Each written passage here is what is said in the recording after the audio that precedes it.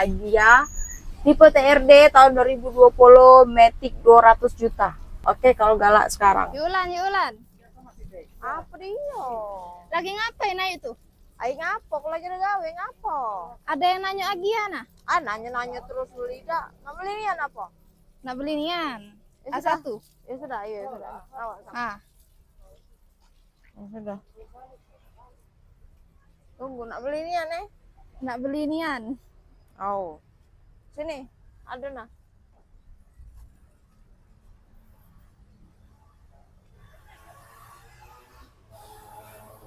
Nah, ini dia Agia tahun 2020.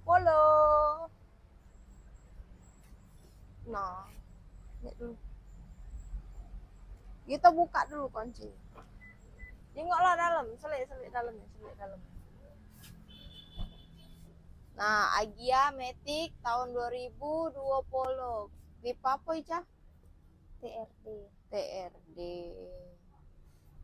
Nah, jengok lah ya, dalamnya masih rapi, joknya masih ori galon. Nah, mulus tanpa cacat sedikit pun, catnya mulus, tak katiknya lecet-lecet. Oke.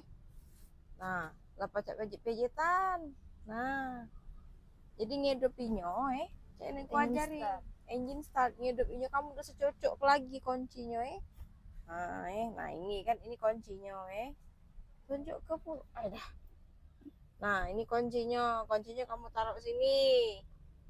Nah, itunya kamu pijak itu tuh jingok pijak pijak. Nah, pijit.